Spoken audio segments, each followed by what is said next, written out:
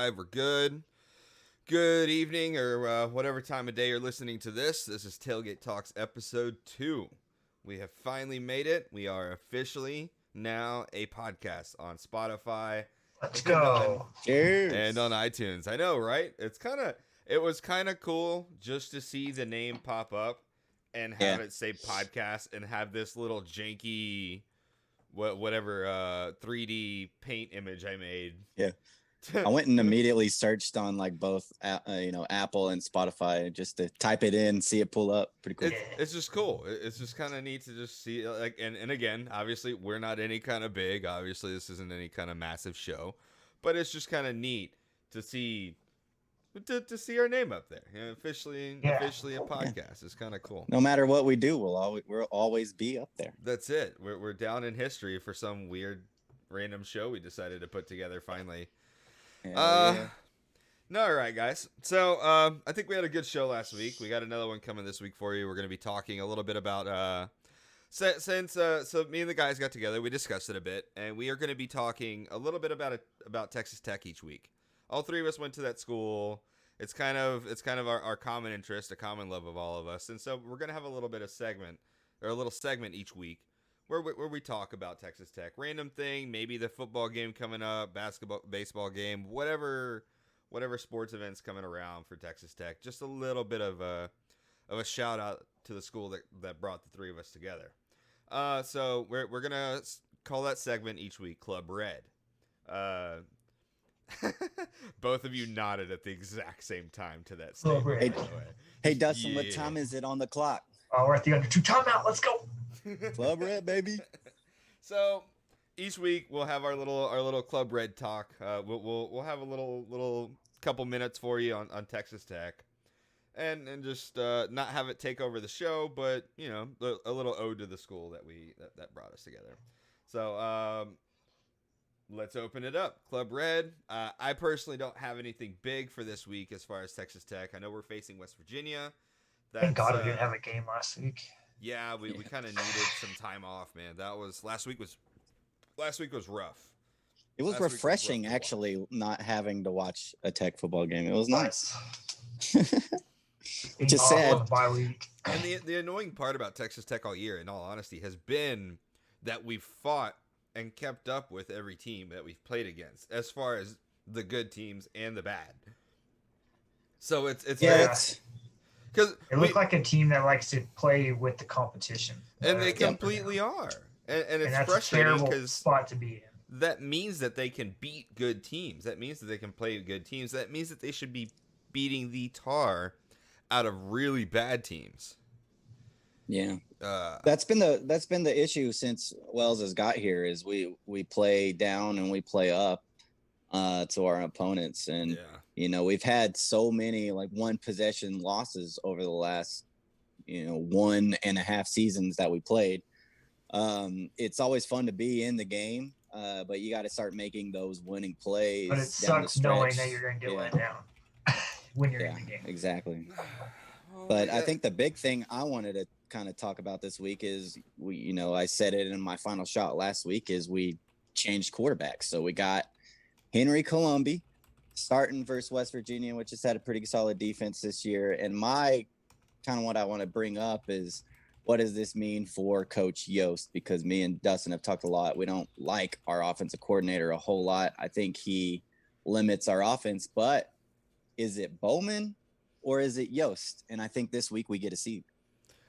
It'll be a first shot at that. I think it's going to be very important to because I watched Bowman when he first started. Because I obviously we were all there for the Pat Mahomes era, which was in my time in Lubbock the definite highs of Texas Tech football. And so I watched Bowman in his first game, and I considered it not as good by any means, but a decent follow-up. And then he hasn't lived up to that decent follow-up since that first step on the field. No, Bowman's been so inconsistent. His 2.5 or whatever years in his career, I can't even keep up because of how much he gets injured now. Yeah. But that first year he played, I mean, he was so inconsistent with His road games were super terrible. His home games were super good that first year under Kliff. Last year, he was so inconsistent with staying healthy. Yeah. And I only played 2.5 games or something last year. He's a very up and down type player with who's out there and what plays being called. And he's frustrating. I mean, you want to know what kind of player we're dealing with? This photo right here. Yeah, and then we lost. Look at the score. That's what I'm talking about. The freaking score is that's what set the tone for me for this year. Is so luckily, that score 3:13 left, and we got this little, you know what, on the sideline throwing horns down. I'm like, let's pump the brakes. Let's wait. It's a good move to get off of Bowman, go to Columbia. I think so. You know, let his flowing locks out there, see what he can do. And, yeah. But here's the deal with that, us hating Yost, that kind of saves Yost for the year. Yeah. And we're never going to move off of him because, well, now he transitioned quarterbacks mid-year and see how he does. So we're at least stuck with Yost for the year, most likely. Well, I think the biggest indictment on Yost right now is, you know, we kept throwing Bowman out there against Iowa State when he clearly didn't have it. And every Tech fan watching that game knew that Bowman just didn't have it that game for whatever reason. Yeah. And you kept riding with him till it was too late. And so here's the thing what I'm curious to see is just how does the offense open up and does the little dink and dunk passes stop? Was Bowman scared in the pocket? Was Bowman always checking down? You know, somebody who has the time to watch the film can go back and look at that stuff. I don't, but you know. I've talked to you, Brooks, about it, but I just get so frustrated with the inconsistencies of how we use our big time players. Yeah. Mm-hmm. We literally have a first round draft pick at wide receiver. He's 6'6", if you haven't heard. How tall? And he had like one target last game for 0 yards. And not to mention, you got Eric Ezekama on the other end, who's really good. Keyshawn Carter is really good. You got two pretty good running backs. You got skill guys that would be starters at pretty much any Big 12 school, I think. Yeah. I mean, I told Brooks, I was like, look, if we had Ezekama or Basher at Oklahoma or Oklahoma State, they'd probably be leading the country in. Oh my God! Bolitnikoff, Vasher like with one of those two schools would have him leading every game. Vasher with an actual system. Vasher with an actual. I mean, you've seen those two schools do it. System. Yeah, we are just like, whatever. Yeah, and we'll just throw him in for a 5-yard slant when it's 3rd and 5. Yeah. Or just throw it up to him, like he's. Like he said, 6'6". The other issue, and we've talked about this a lot, is the inconsistency that the offense seems to have. You'll put out a drive where you just drive right down the field. And it looks super easy. And you're like, wow, how come we can't do that all the time? And then the next drive, you go 3 and out with a halfback dive and a wide receiver screen. And you're already at 3rd and 9 with, 20 seconds off the clock. Well, let's take that. And how are we going to do against a team that has the number 1 defense in the Big 12 in West Virginia this weekend? Well, they have guys that can actually tackle. They haven't played anybody good. They've only played Oklahoma State. That's good. Yeah, Oklahoma State, Baylor, Kansas. So, and we don't really know what Baylor is. I don't think, but still, they're top in the Big 12 right now, and actually have a defense where we are last in the Big 12 in yards and second to last in points. Yeah. But, I will say our defense has been allowing us to make, be in these games. Like the Iowa State, they kept making stops. They would get you turnovers, but then you just couldn't drive. You couldn't get a touchdown to back them up. Offense couldn't stay on the field long enough. Yeah. Like that was mainly the issues, that offense isn't controlling their side of the ball to give the defense a break.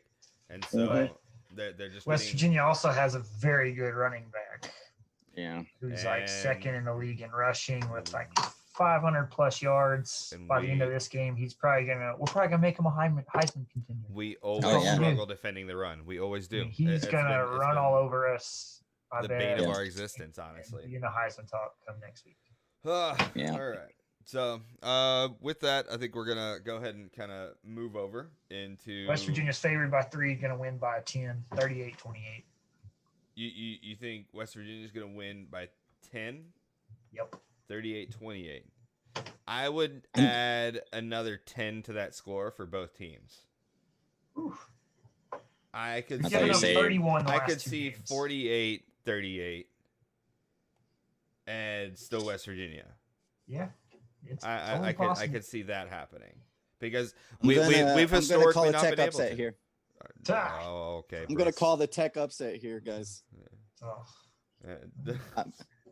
I'm believing Henry Colombi, and we just play different at home, and maybe that offense opens up. And I don't know what to think of West Virginia. They played Oklahoma State early. They played Baylor, who's played like one game because they can't stop getting COVID, and you know, they and can Kansas. have homecoming and have they can have win the stadium. Baylor's got a hard time with diseases and stuff. It's okay. So I don't know. We'll see, but I'll go the other way of you guys. I'll take Texas Tech. By what? By just, how many? Just, by just how many? to be different. It'll be within. I'll say we win by a touchdown. I'll go. By 7. I'll go 38-31. 38-31. Okay. We're sticking to this 38 theme. All right. So speaking of Texas Tech alums, we're gonna go ahead and move right into the NFL with this one. And Kliff Kingsbury. Oh God. And the Arizona Cardinals, which are now 4-2 in a very good division, by the way, probably the best division in football right now. And beating the Cowboys 38-10 in what is now the worst division in the NFL by a long shot. I think what 2 teams with 2 wins in that whole division. Cowboys still in first place, 2-4. Yeah. Okay. Oh yeah, First right. place. So second place is Eagles with 1.5, right? First place Cowboys. First place Cowboys. 2-4 Cowboys. Hey, those are the games I'm watching for this weekend. We got a lot of NFC East matchups that are going to be Clash of the Titans out there. That are meaningless. Good time pillow fight. They need to insert a rule where if your entire division is sub 500, you don't get a bid into the playoffs. Give it to another wild card that deserves it. Deregulation. Oh my God! But there's such a chance of that happening at 2-4. That's your best team. All right. Well, yeah. So it's an embarrassment. So I don't know how much of this game y'all got to watch, but this out of the gates, I forgot about Larry Fitzgerald. I haven't watched the Cardinals at all this year, and I'm like, oh, okay, they got DeAndre Hopkins from us. That's been their number one, and it was clearly the number one go-to receiver. But I forgot that they had a really good number 2. Obviously, he's not in his prime anymore, but they had a very good number 2 receiver in that matchup. And I think with all the struggles that the Dallas Cowboys defense is already having, especially in the secondary, having 2 good sets of hands on the offense, that they got lit up early, and they Cardinals kept that distance the entire game. Yeah. Definitely an undermanned Cowboys team. I'm going to pump the brakes on the Cardinals 4-2 start here. The combined record of the teams that they have beaten is 6-18. Okay. Mm-hmm. It is the 2-4 Cowboys, which that Cowboys team, how they are roster wise at this point in the season, is probably a winless team with Andy Dalton at the helm and so many offensive line injuries and the way Zeke keeps fumbling. The Washington football team is 1-5. Yep. The New York Jets are, the New York Jets and haven't even won a game. The best team that they've beaten is the San Francisco 49ers, who are 3-3. Well, I'll give them that one. That was an impressive. That was when they were healthy. But 6-18, let's cool it a little bit. The 2 teams they've lost to have a combined record of 5-6. So, they've had a relatively easy schedule so far in this season. Oh yeah, and so their division is only going to get harder and harder. Yeah, we'll see how good they are coming up, because I think they've got the Seahawks this week, which is we'll see if they're for real or not. They got the Seahawks. But let's also talk Kyler Murray. That game was 9-24 with 188 yards. And a lot of those came on a bomb to Christian Kirk that was like 80 yards. Yeah. So take that away. He was 8 for 23 for 100 yards and 1 touchdown. Oh yeah, against a defense that lets you blow it up per se. Like, and Kenyon Drake had a long run that opened things up. But besides those two giant plays, Kliff and his offense weren't amazing. No. And the two Zeke fumbles, I'm pretty sure, were in Dallas territory, so Arizona didn't have to go very far to score on those. So I just think it's still a wait and see on them. We'll get a good glimpse against the Seahawks coming up, but it's going to bring out all the Kliff lovers who support him, and this is kind of something I think me and Dustin wanted to talk about, is just the fact that these people think that just because you're good in the NFL makes you a good college coach. But it can be two things. He was bad in college. Yeah. The record is there. The stats are there to prove it. Just because you're good in the NFL doesn't make you a good college coach. Right. Just because Nick Saban's a good college coach. Yeah. Kliff Kingsbury did phenomenally as a quarterback coach, offensive coordinator.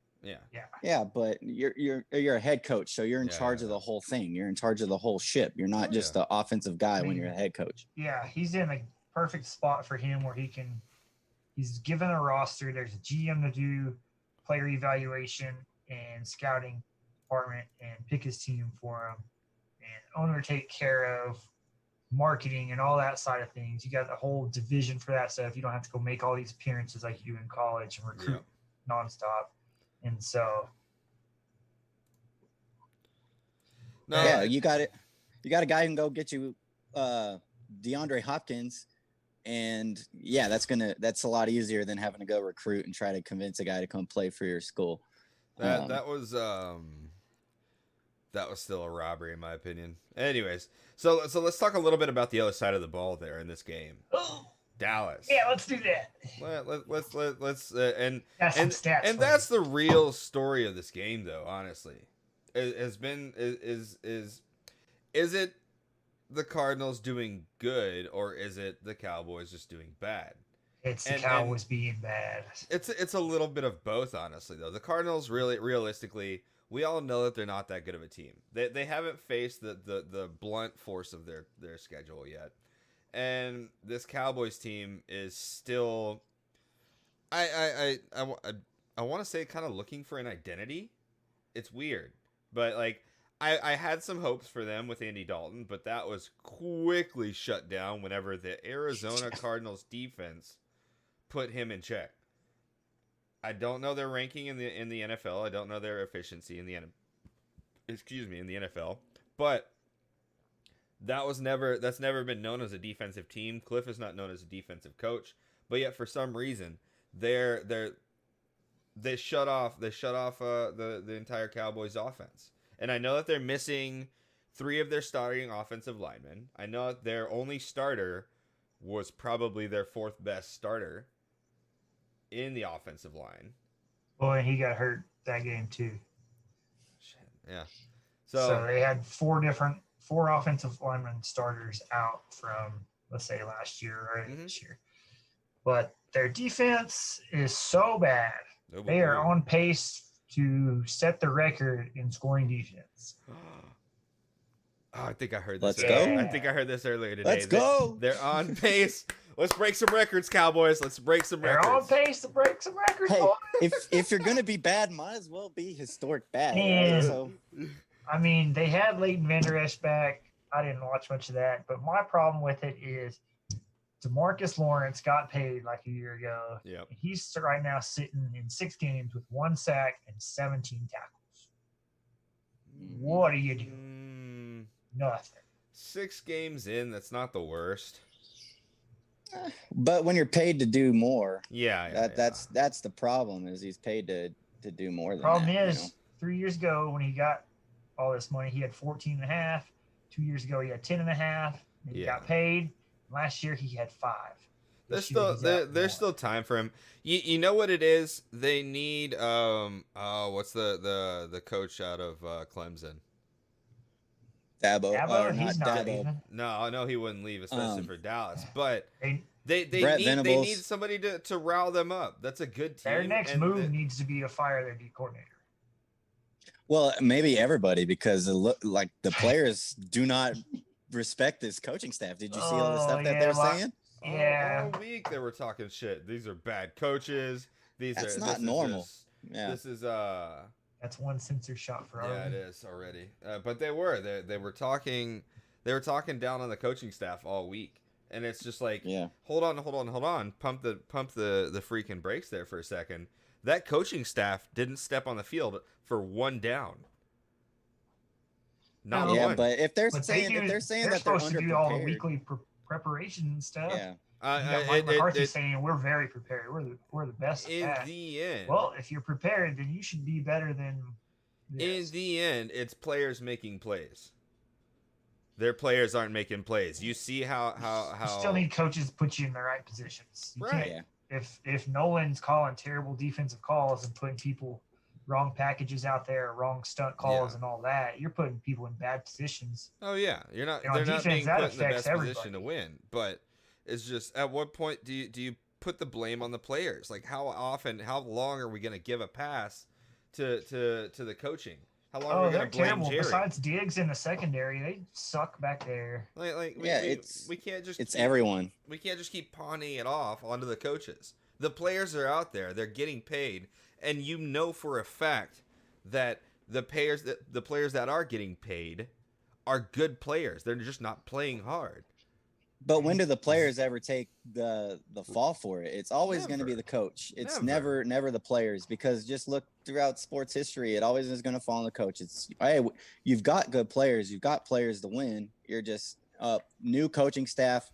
Obviously, is not working out. 6 weeks in, they're already complaining about them. This is just an absolute dumpster fire of a season for them so far. It's probably gone, especially with the expectations I think that they had. The injuries really got them, and then whatever else is happening inside that building is just making it worse. Again, my two favorite things to watch every single week is a Cowboys loss and a Houston win. I didn't get my Houston win, but I at least got my Cowboys loss. I'm happy with that at least. I will still say, to win. Yeah. They tried to win. They were really trying to stick it to Bill O'Brien by trying to win that game. They did. They really wanted this second one. I guess we can. Anybody have anything else they want to put in for the Cardinals Cowboys? I was just gonna say, I see a lot of people asking for a new America's team, but is there a team in the NFL that draws out as much love and hate as the Cowboys? They're always going to be America's team because people love to hate them. People love to love them. They're the only team that when they struggle makes the A block, and when they're good makes the A block of, whatever show. So, but I mean, hey, speaking of them, entertaining dumpster fire. Huge NFC East matchups this weekend. Let's go. Cowboys against the football team. Against the football and team. You got the Eagles against the Giants. I think. Can we really call this huge? It's the battle of losers. It's the most important game against teams with teams with one loss in the history of ever. These games could mean a lot. Okay. These teams. Division games mean a lot, even if you're bad. If you win, you're in better playoff position. If you lose, you're in a better drafting position. Oh yeah, I said this the year you win both ways. The Cowboys went and drafted Zeke because they were playing with this that year. I was like, no, I want them to tank and get a top 5 draft pick rather than going 8-8 and messing around and being average and getting into playoffs and doing nothing. I would rather you tank and get a better draft pick. It's just so frustrating because it's just like, this would be like me watching last year Dolphins versus, let's say, Jets. Yeah.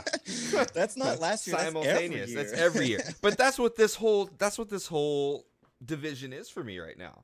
The Giants versus the Eagles is only important because it's Dallas's division, and everybody loves to either love or hate this team so much. It's gonna come down to who can come out between the Eagles and Cowboys on the injury side of things. Yeah. And figure it out. In all reality, that's who's going to win that division. Eagles have still just as big of a shot. Their quarterback is still actually healthy, though, and I have to give the edge to the Eagles as of right now. I would think so, too. I would, too. And in their last few games, they played some, the Steelers and the Ravens. So, and they were in that Steelers game. I think they just came back and made the score look good against the Ravens, but they've been every team in that division's been struggling. It's an absolute bleep show, but hey, it's a fun bleep show. Right. Man. Yeah, no, I guess going back a little bit to last week, we had Tex-Mex 806. I'm not sure who that is exactly.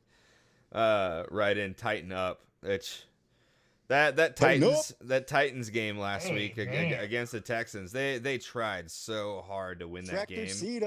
They're not joking around though. Titans are. Did anybody watch? Did either of you watch that game? The Titans and Texans. That was okay. I want to catch your opinion on it, honestly. So we're up by 7, and 2 points puts us up by 9. Yep. 1 point with the field goal puts us up by 8. Yep.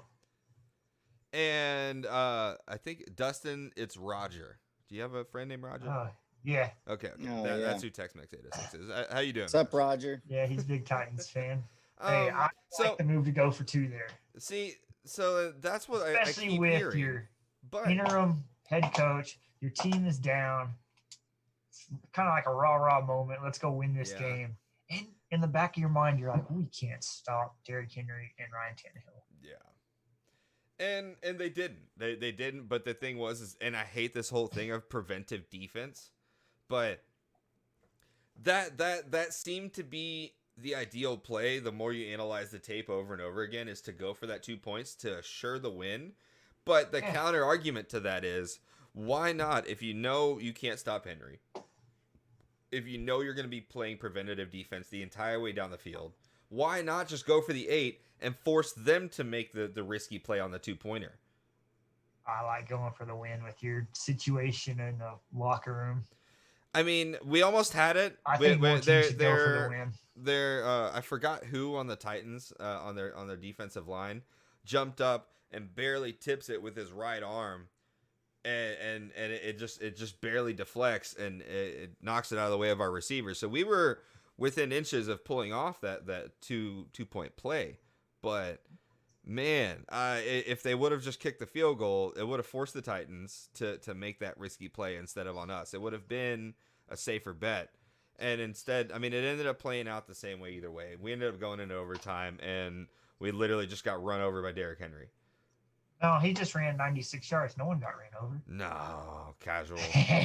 Oh, my God. That dude is just scary, though. I really am surprised. He got up to 21 miles per hour on that run. What is the record now? He called himself slow. Yeah. It's not fair. He wants to be faster at like 240 pounds. That's stupid. Yeah. It's silly. This should not be a human being. But Titans got some tough games coming up. Yeah, look at this though. They got Steelers next week. This is going to be the game of the week to watch. Honestly, I'm looking at all these matchups. Steelers are doing good. Big Ben is on a mission this year. And they have the Bears in 2 weeks, and they have the Ravens in. I'm still not sold on the Bears. I'm still not sold on the Bears. That's something else I had written down. Are the Bears good? Question mark? I saw that text earlier. I was like, because they are 5-1. I don't get it. But then again, the Browns are 4-2, and so are the Cardinals. Well. Hold on, that is one game difference.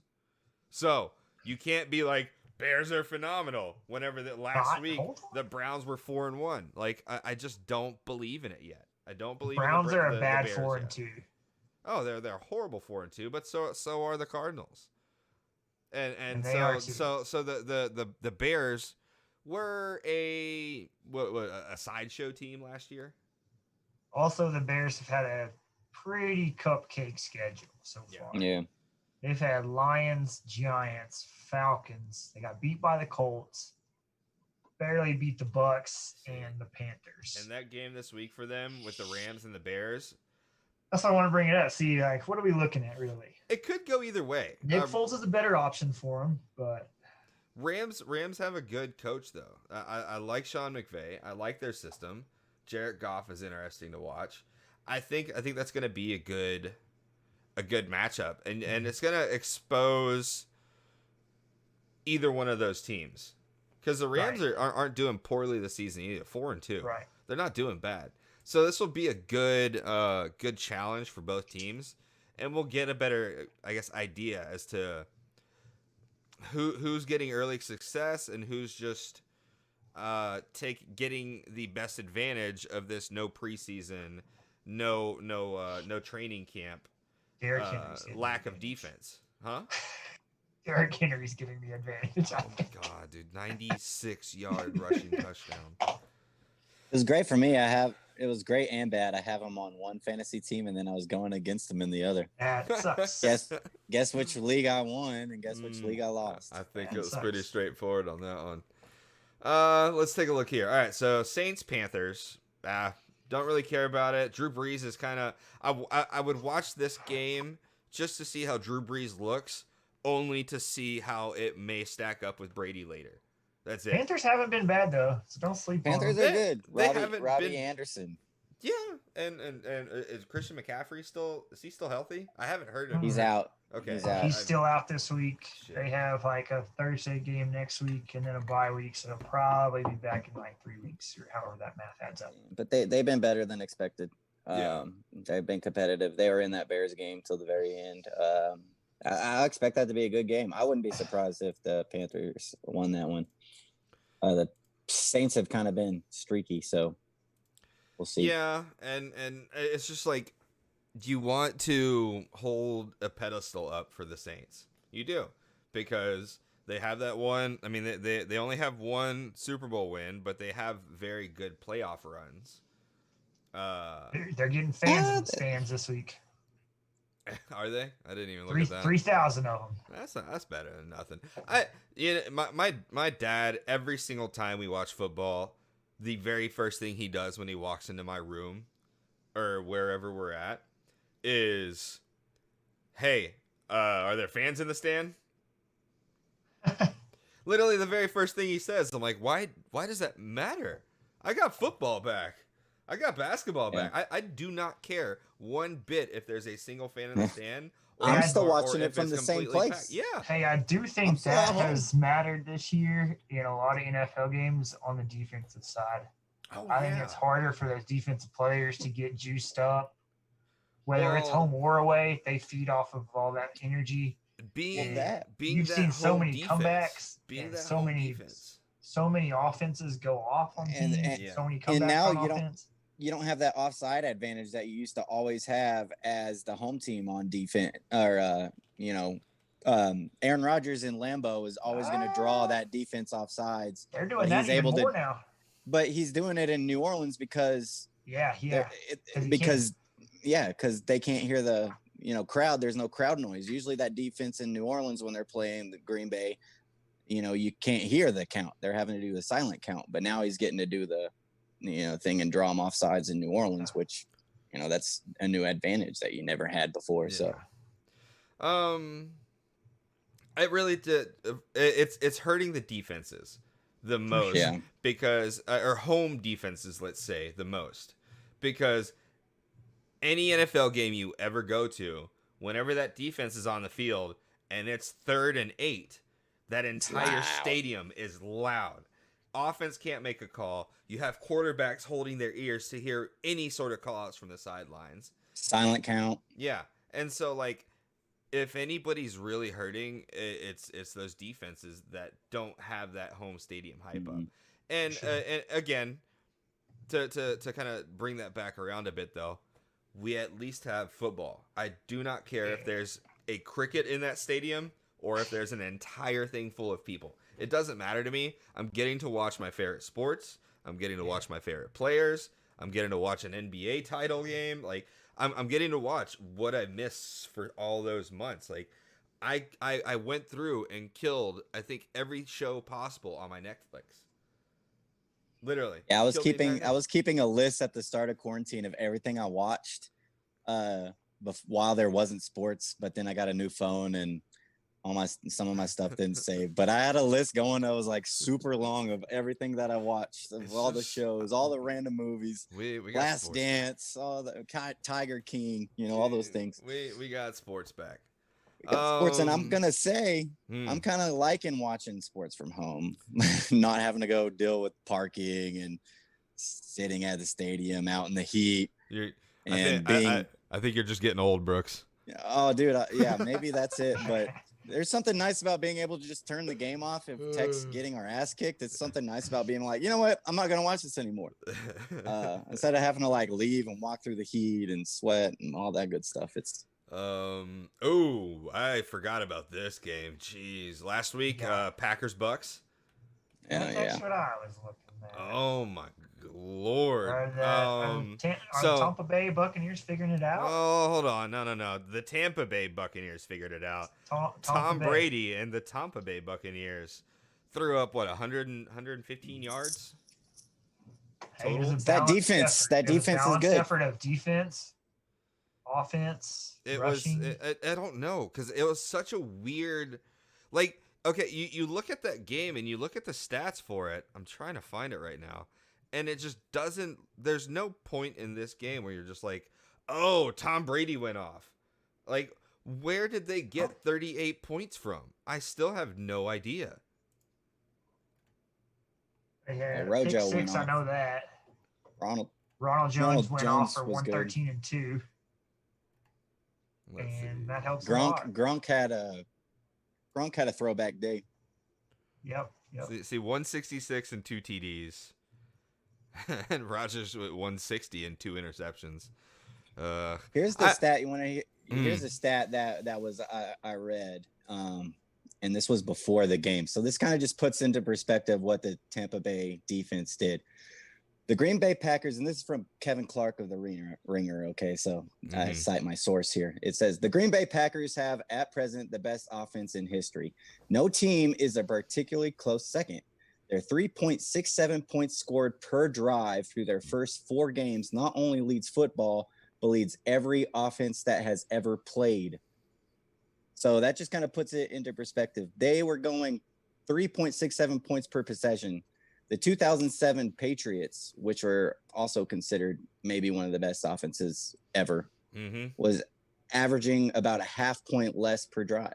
Yeah. So, like, that's the kind of offense they went up against, and they held them to 10 points. So no. Tampa Bay they got Todd Bowles down there running that defense. They were really good defense last year. It's a good defense. A lot of stuff that can mess you up. They're absolutely. It was just one of those games that Tampa Bay was on, especially on defense, and Green Bay is just kind of off. And they're absolutely the real deal. But what I loved about this the most was just what's the record of Brady v. Rodgers? I think it's like 6-1 all time. Yeah, played that many times.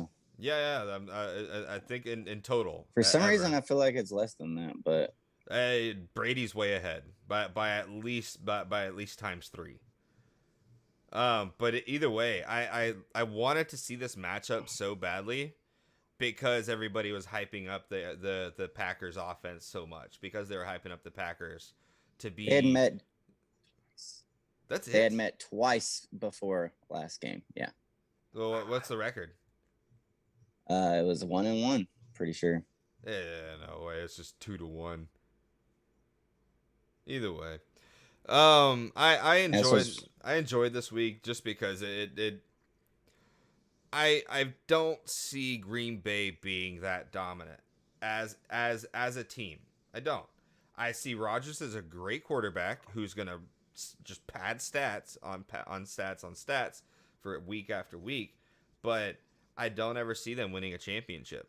I don't see him getting another one. And I know it's a big, harsh call because they do have a lot of talent. They do have a good roster, but I don't think there's no it factor to them for me that, like, on the defensive side of the ball, and they have a fantastic offense, but I just have no if, like, I just don't get that feeling from them that they're gonna win their division round or division game and win the Super Bowl. I just don't get that vibe from them. I don't know. So who you got in Packers versus Texans this weekend? Packers. Come on. thought they weren't that good. I didn't. Yeah, we are that bad. That is the issue. Texans are that bad. I think you talked yourself into a corner there and didn't realize they were playing the Texans Sunday. Oh yeah, I know we were. No, I knew what was happening there. The Packers are good. They just got exposed one week. They had a bad week, but other than that, they've been just destroying whoever they play offensively. So isn't I don't that think kind of. Go ahead. Sorry. I don't know. NFL is one of those weird things that you can have an off week and you can lose. And the Tampa Bay is a good team. They lost, but Tampa Bay lost to the Bears right before in a game that everybody thought they should have won. And the Packers have just been kind of cleaning house, and they beat some good teams. Aaron Rodgers looks like he's kind of on a mission this year. So they have a pretty easy schedule the rest of the year too. Yeah, I think there's someone to be reckoned with this season. They got the Bears twice. With how much you care about the Bears, they got the Titans and 49ers, kind of. 49ers. That's it. 49ers is a mixtape. Okay, so my point with the Packers is that it's not that they're a bad team. They are a phenomenal football team. Aaron Rodgers is a phenomenal quarterback, and they're gonna be in the playoffs this year. They may even get the bye. Most likely will. It's just every single year you try and look through all the NFL teams, right? You try and see who's doing good, who's doing bad with all the moves. Did it work? Did it not? And you try and do your best to kind of be like, figure out who's going to really win the Super Bowl this year. Who has the best shot? And the thing with the Packers is that they don't have that X factor for me to bring them past the brink of that first or second round of the playoffs to them. Not the wild card weekend, but the first actual. So right now, looking at the standings, then would you only have the Seahawks as Super Bowl contenders in the NFC? That's probably my top pick, honestly. Because I would have the Packers right up there with them. Yeah, I guess so. Here's my two if factor teams: is the Seahawks is one, good defense, good head coach, good quarterback. My number two, defense this year. They still have they're still putting up plenty of stops, and they're still 5-0. Yeah. Bucks is my number two, because with Gronk and Brady and Mike Evans, and their defense is playing out of this world, honestly. Even though they're 4-2, they still have an if factor to them. I feel like with the experience in the postseason, that they'd be my number two. The number three at that point in the NFC, it's a complete toss up for me. I literally it would probably be the Packers or the Saints. Would probably be my 3-4, and then after that, it doesn't matter. I don't trust the Saints enough. I don't know. It's but I don't trust the Packers enough either. Put up 10 points. I trust the Packers more than I would trust this. Rodgers actually has the arm and capability of leading that offense the way that I don't think Drew Brees has right now. Yeah. Rodgers. I'm with Dustin. I have the Packers and Seahawks kind of in that same tier. I'm not gonna let them, but everybody else, yeah. I'm not gonna let that one game separate them that much. I mean, because if you want to talk about teams that you played, Seattle's played the Falcons, Cowboys, and Dolphins, and Vikings. Those are all three. The Dolphins are the best of those, and they also played the Patriots. So. I didn't say they were perfect. I just they have an it factor for me this year. There's just something about Russell Wilson, obviously, but there's just something about the vibe of that team where I'm just like, I felt that all last year with Kansas City. I'm just like, this team is going to continue to do great all season long. I felt that with the Baltimore Ravens all last year. They're going to continue to do great all year long. Son, you need to be. I feel like, yes, there's those Cinderella stories like the Eagles, and the who else am I thinking of? The Giants. Anytime they've won a title in the last 30 years, Eagles were in a Cinderella story that year. They were really good that year. Really it was Cinderella, good, I guess, because Foles was the quarterback. But I guess my question is, so in the whole NFL, who do you consider good besides, I guess, the Chiefs? AFC's loaded. AFC's big time. I like the Titans, the Steelers, and the Ravens with the Chiefs over there. Titans, Steelers, Ravens, Chiefs, Bills at any moment. Bills are a little behind. A little, but they had a rough week. But they got something to prove this week, and I think they're going to start bouncing back. The Colts are somebody to kind of. They're not going to do great, but they're still in the race. They're still kind of a dark horse. They go as far as Phillip Rivers can go, and Phillip Rivers is washed, just like he's washed. So yeah, their defense is really good, and as long as you don't have to rely on Rivers to win you the game, I think you're all right. But if it comes down to having to trust his arm, so in reality, let's say there's 4 teams in the AFC and 3 in the NFC. Yeah, but again, if I'm looking at the AFC, Chiefs, Steelers, and Ravens, Titans, I still want to see more out of Tannehill. Golly. I know I'm dumb, but he's it's been just really good. But it's just that's what hurt them in the playoffs last year. It did. It was Lamar. They beat Lamar, but in the very next round, Derrick Henry got shut down though. The Chiefs they didn't get annihilated by the Chiefs. No. It was a close game, and the Chiefs had to come back. It was a great game, but that's what stopped them. Was Tannehill wasn't a mid-tier QB. I don't think Tannehill's doing everything he's supposed to do in that offense, managing the game, letting Henry run, and then when he needs to, when there's too many people in the box, calls the audible and finds AJ Brown. That's why I put the Titans at whoever. That's why I have the Titans as my number 4 out of the NFC. Well, so do you consider Tannehill worse than Roethlisberger right now? Because Roethlisberger isn't the same Big Ben that he used to be. This offense isn't what they used to be, where he used to throw for 400, 500. I'd take Tannehill over him, I think. I would take Tannehill right now. Big Ben's got two rings. I'd take that experience. But those were in the past. You're talking about right now. Yeah, but rings don't matter right now when I'm playing. When Ben Roethlisberger is almost 40 years old, and Tannehill is young and seems to be finally given a moment where he can shine. Rings don't matter right now. His 2 rings don't win him a game this Sunday. The ring argument has a way better defense and better weapons when he does need to throw. Mm-hmm. They're one and the same quarterback though, kind of running a little bit different systems, been doing it really well. They're very much both game managers. Points for the Titans have 164 to the Steelers 156. Their defense, the Steelers defense has given up 94.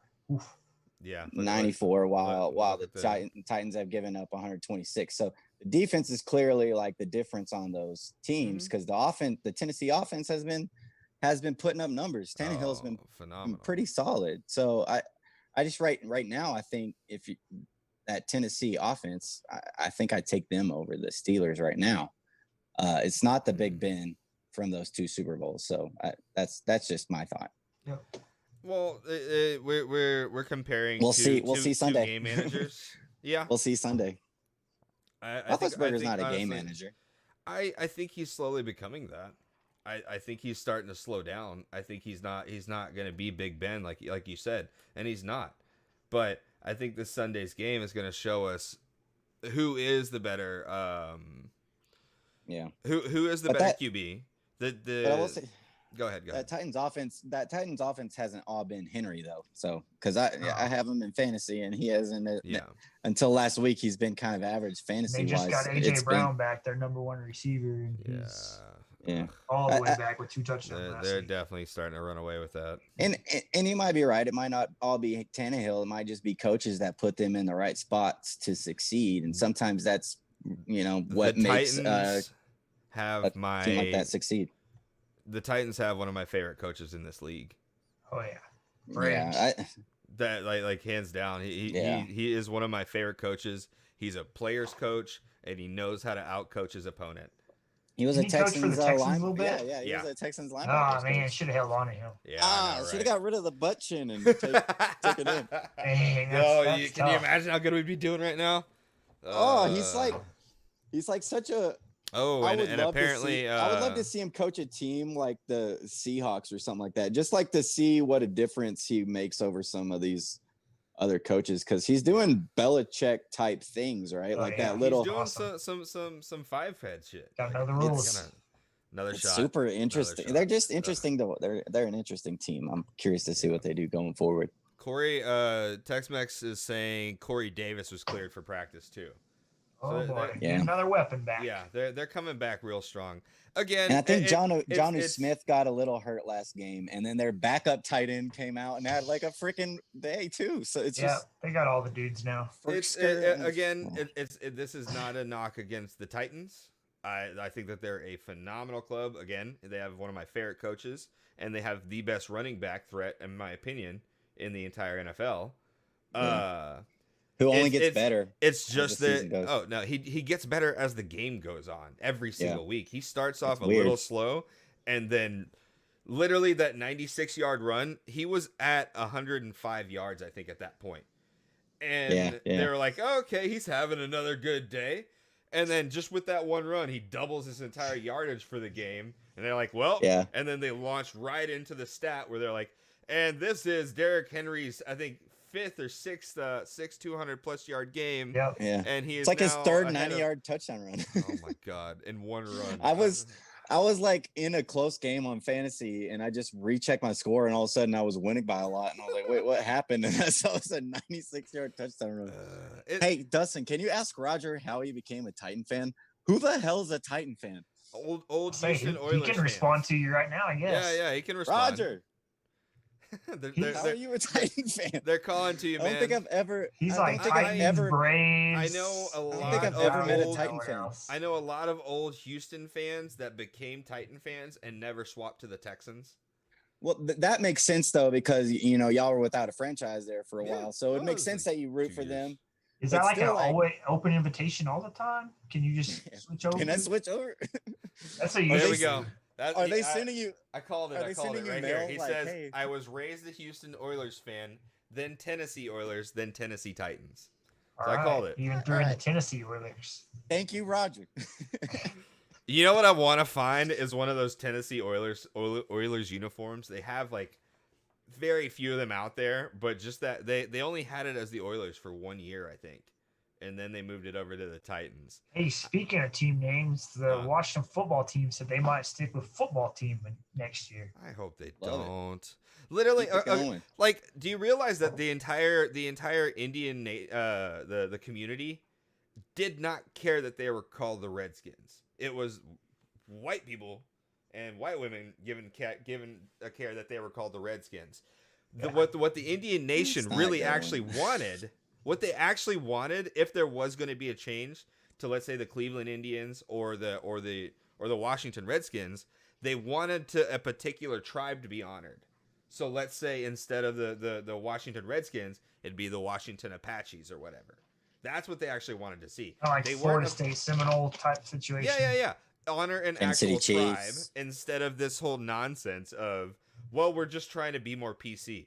The Indian Nation did not care one bit about that. I've seen endless amounts of interviews about it because I was curious. I was like, are these people really that mad about just the name of a random sports team?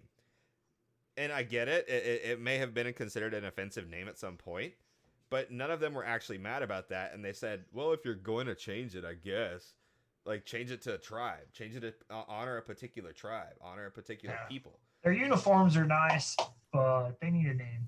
They do. They need because they need a mascot. They need a. It's also just funny that when you look them up, like when the football team. Like, does it say the football like you have right now? It'll I say football team, or it says Washington on NFL website. I bet. Who do you play for? The football team. Yeah, but a lot of places don't have the mascot football on there. team. It just says football team. Yeah, it just says Washington on the NFL, on that Google page. But play for the football team. But like the Eagles, the Cowboys, no, the football team. What?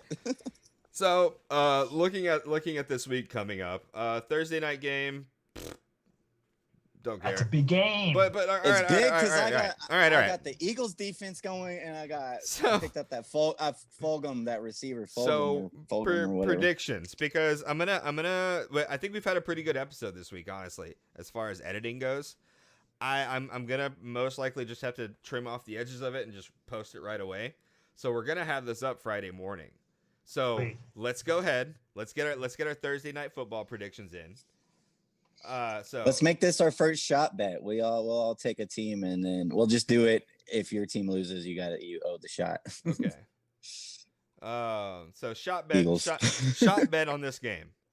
Giants, Eagles. Do we have anybody bold enough to take the Giants in this game? No way. Hell no. Never mind. It's not fun then. See? No way. All right. What's the spread? Okay. Let's have some fun with it. Spread. Let's have some fun with it. I'll pick the Giants this week, just as a random upset. Let's say that they're little. How about this? Their little backup. We'll give you the points, Harley. We'll give you the points. How about this? Right, y'all both took West Virginia. I took Tech. So here we go. Me and Dustin got Eagles. You got Giants. Kind of evens out that way, right? Okay. All right. I'll put my Tech bait as a shot bet too. All right, we'll give you the points on your pick for the 4.5. All right. The Eagles are gonna blow us away. This is gonna be a 14-point game in favor of the Eagles. I bet. I could see this being like 24-10, not high scoring, but like 24-10. I would like to get y'all's opinion on something real quick. What do you got? So the Ringer is doing this mega contest on FanDuel where you get to pick 5 games, double down on one, and it's by the spread. So each week you get to pick your 5 games out of all the games, so we can pick our 5 games here if we want. I think we might need to work on that one a little bit. It's a little bit too short notice for me. I'd have to kind of think about that a little bit. So you double down on the Eagles and they get 9 points for the Giants? No, you're just like you get 2 points if that wins. So right now my 5 picks are: I got the Eagles 3 minus 3.5. I got the Falcons minus 2.5 over the Lions. I've got the Seahawks minus 3.5 over the Cardinals. I've got the Buccaneers minus 2.5 over Las Vegas. And I got the Rams plus by 2.5 5.5. That's it. Yeah, they just got to win by a field goal. The Buccaneers. So I got that, and I got the Bears just have to not lose by 5.5 to the Rams, which I think those are all pretty solid. Got a good chance. So Rams are the favorite in that game. I didn't even look up the odds. Yeah, it's in LA. It's a 5.5. LA Rams are 5.5 point favorites. I feel like that's a big gap for that game. I feel like that game's going to be closer. Yeah. I could totally see that game being within a point or two of each other. Oh, yeah.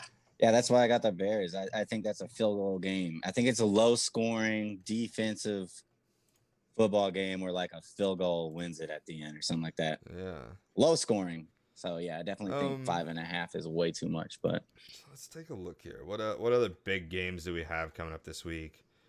Chiefs should roll over the Broncos. 49ers and Patriots might be interesting to watch. Patriots is interesting, yeah. Might be. The rest of this, Seahawks and Cardinals, I may want to check out just to see how that plays out. I want to see how that plays out. I'm not obsessed with it, but I want to see how it plays out. And if the Seahawks win, I'm going to retweet the Seahawks account and be like, Kliff. All right. Big, good, bad game of the week has to be the Browns Bengals. Because I love watching Baker struggle. I do. I hate to say it. I love watching him struggle. But shall we be? He's going. Yeah. That was a decent first game when they played a few weeks ago. Yeah, I want to see that matchup actually.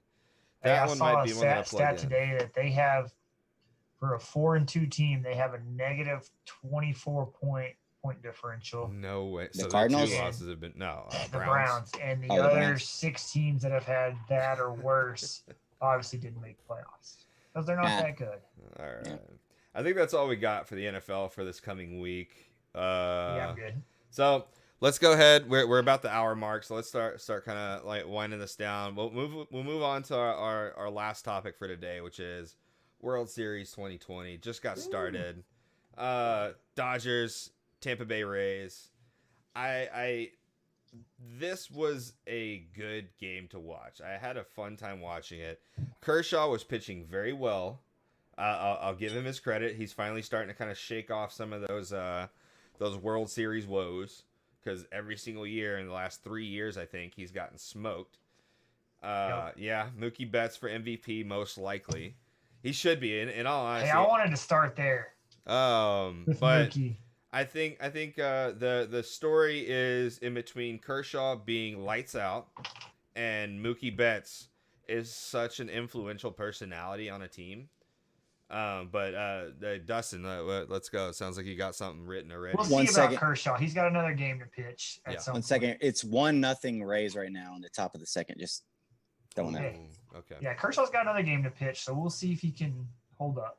But yeah, Mookie Betts looks so good and did some things like I don't even know all the stats of what he did last night, but it had like Babe Ruth was up there with him, and I was like, that's it. Brooks, how bad do you feel for the Red Sox? They really traded him away. Yeah. So this really hurts me. The only good thing about it is like I just didn't care about the Red Sox after they did that. Like Mookie is one of those once in a generation. It's, and I've heard a lot of other Red Sox fans talk about this, but Mookie is a once in a generation type of talent, right? It's like Mike Trout and Mookie Betts, I think, are like the two best players in baseball. And Mookie's in his prime. He's young.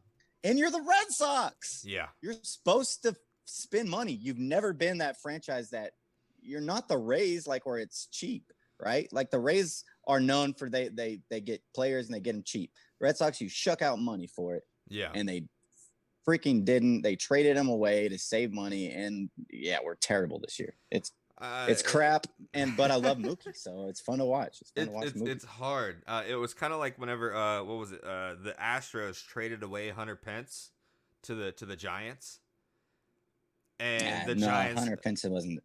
Oh no! But the Giants win. And your mic's muted, Dustin. The Giants win and won the World Series the very next year. Yeah.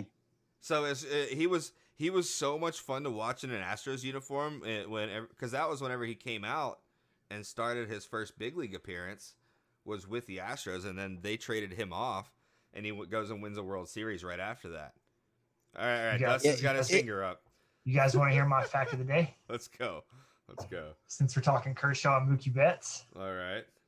So for this year, their prorated salary was $26 million. $26.3 million. Between the two of them, or between the two of them. Okay, so 13 for this prorated 2020 season. Okay. The entire Tampa Bay Rays roster is at $28.7 million. Oh no. Yeah. So the whole Rays team just makes just over $2.4 million more than the best guys. But if you can get Kershaw and Mookie, you I pay them. Yeah, I love it that a team like the Rays can make it. But it's what they did whenever they won their last title in 2008. They had the bottom paid roster in the entire MLB, and they won the title. And they won the title that year. I want them to win this. I don't want to see the Rays didn't win. Are you saying the Rays won the title? The Rays won. They have a title. No, they lost to the Phillies. Are you sure? In 2008. 100%. Okay. They're in my division. Yeah. Why did I think they won the title that year? They made it. They beat the Red Sox to get to the World Series, and then they lost. They don't have any titles. They won. They got two World Series in 2008 and 20. I'm getting mixed up. Okay, I thought they won that year for some reason. I thought they made it to the title, but yeah, they lost. No, they got in the same position they're going to be in this year. They had Evan Longoria. They had Carlos Pena. They had a good squad. Carl Crawford, I think, was still on that team.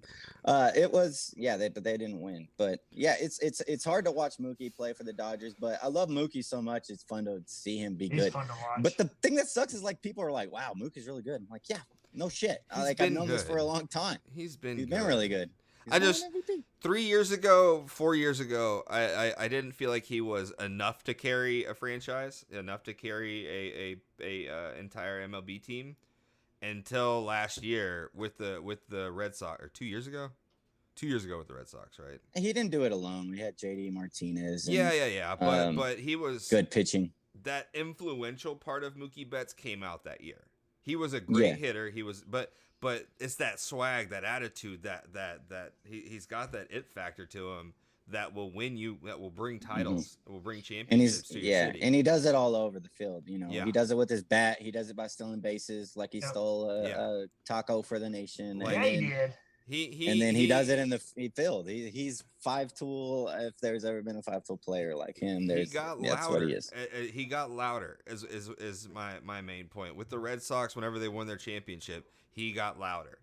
Yeah, and that's where I was like, oh, because you remember us having that talk. I was like, who, like right at the beginning of the season, I was like, who do you expect to win the title with in Boston? Mookie Betts, and you're like, yes, Mookie Betts. I was like, yeah. And then he did it. I ate my words on that one. But what makes him good is when he's struggling with his bat. Like he wasn't batting very well in that NLCS, but he was still every night he had some sort of highlight play in the field that you're just like, wow. Yeah. How does he make that play? And I love Mookie, and I'm rooting for the Dodgers because I want him to win. Yeah. And the Red Sox will ever. This is like trading Babe Ruth in a way. It's you traded away a great player and you got nothing from it. You traded a face of a franchise. You traded a face of a franchise off. You and young and in his prime. You had. We were supposed to watch 10 to 15 more years of this guy in a Red Sox uniform. When we traded him away. You know what? Okay, realistically, what it feels like is whenever we traded off Andy Pettitte to the Yankees. That's what this kind of feels like, because Andy Pettitte was balling out for us in that World Series that we got to with against the White Sox, and then we immediately traded him to the Yankees. Cole, whenever we traded him to the Yankees, like it's just I get what your feeling is.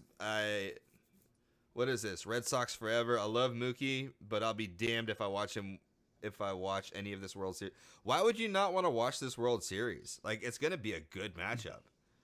I gotta admit, like my baseball passion hasn't been there recently. It's just harder. It's hard. It's long.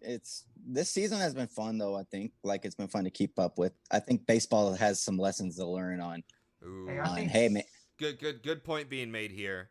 Screw Joe Buck. I can't stand what? Joe Buck. I cannot stand Joe Buck. Amazing. Can't stand Joe Buck. He's the most biased announcer in my life that I've ever heard. I love Joe Buck. He does a great job. Y'all don't talk about Joe Buck like that. Cannot stand Joe Buck. He bashes on Houston every single time Houston plays, and he's I get it. Trash cans. Y'all.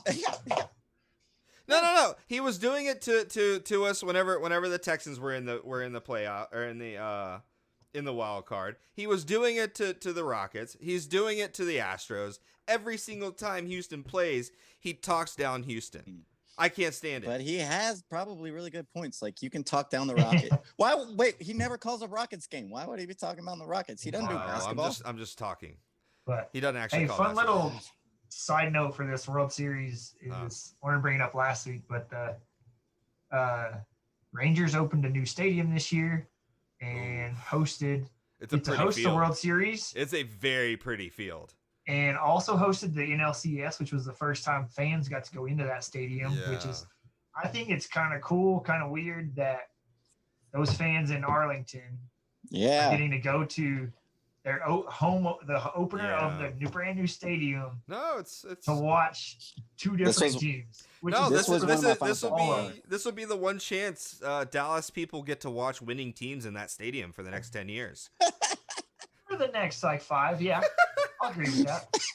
But yeah, it's a good one. I was thinking the same thing. I was thinking like 20 years down the road, be like, I gotta watch the Dodgers and Rays World Series. Do you really think you're gonna bounce back in 5 years? Maybe. It's possible.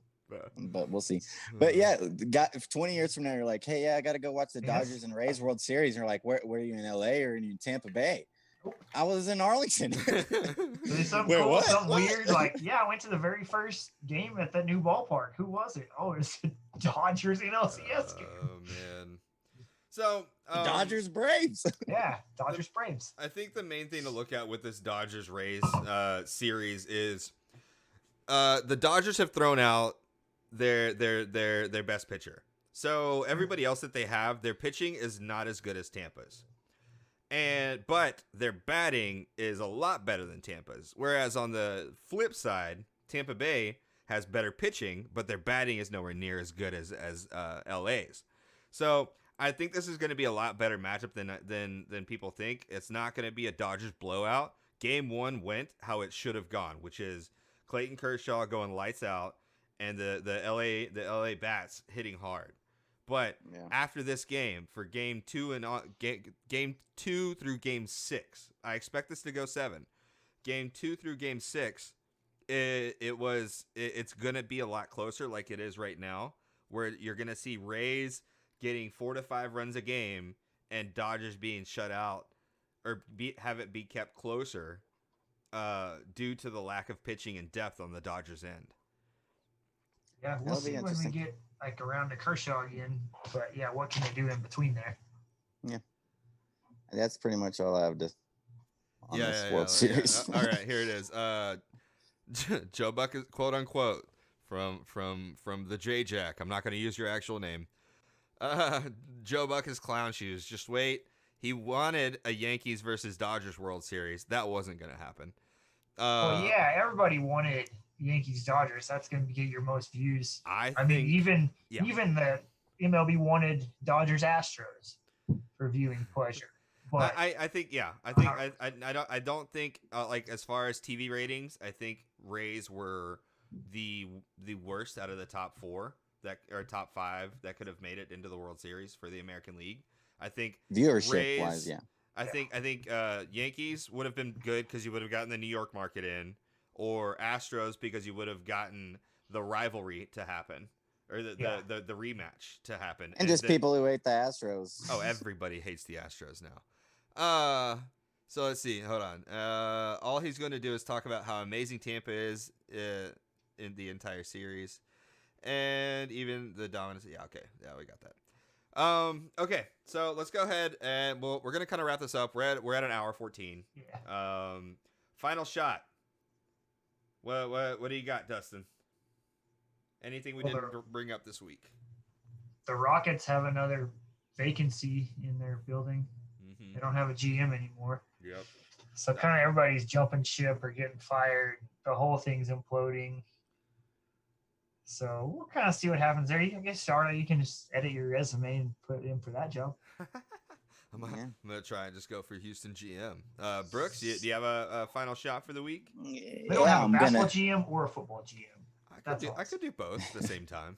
If you have some Houston job, you're getting fired. That's what we've learned recently. But they'll pay me $10 million for the year. My final shot this week is going to be, I'm going to cheers to the 2004 Boston Red Sox as the only team to come back from down 3-0 to win a series. The Astros gave us, they made it close, but they failed And, even if they won, it wouldn't have been as cool because, no fans or anything. And also Red Sox-Yankees rivalry. But, cheers to the 2004 Boston Red Sox. We're still the only ones to do it. All right. My final shot. Tex-Mex says, cheers, Brooks. Nice. Thanks, Roger. my final shot for the week goes out to it goes out to an argument that I had with my buddy Lopez, and he blew up on me over text message saying there's no shot that Michael Jordan and LeBron James are in the same conversation. And so I looked it up in the stats as far as playoff stats only. And in points per game, rebounds, blocks, steals, and passes, Michael Jordan is beating LeBron James in only one category. That's my final shot of my final shot of the podcast. So love you, Lopez. If you make it this far, I think LeBron's a fantastic player. I don't think he gets the credit that he deserves, but we'll save that for another time. Anything else we're gonna throw in for the week, guys? Good. Let's go Seahawks. Let's go Seahawks. All right. Well, everybody checking in. J-Jack, Tex-Mex. I'm gonna try and refrain from using y'all's actual names on here, so that way, just in case you want that kind of privacy from it. Everybody else listening in the podcast, if you get the chance, please subscribe to the podcast. So that way we can start kind of moving up on those lists. Give us the 5-star review if you've got the time. 5 stars. Put a little comment, whatever you got the time for. Would greatly appreciate it, since now we are officially a podcast on iTunes, on Spotify. We'll be posting the video to YouTube. We're going to be out there and very accessible to everybody. But I think our main thing is that we're going to be the only podcast out there with a live stream, with a live recording, where our audiences are going to be able to interact with us during the recording of the podcast itself. So I think we're going to have a good thing going here. We appreciate it. Yeah, we appreciate very the much comments. appreciate Tex-Mex and J-Jack coming out. Earlier we had Nick stopping by. We had a buddy of mine inbound come in. Big thank you for you guys. Big love for you guys. That's gonna be it for the week. Yeah, for sure. We will catch you. I will have the episode out for everybody by Friday. We're gonna see how these Thursday night football game predictions go, and how many shots I end up having to take. And then we will catch you guys next Wednesday for the next episode. Oh yeah. We'll see y'all. Peace.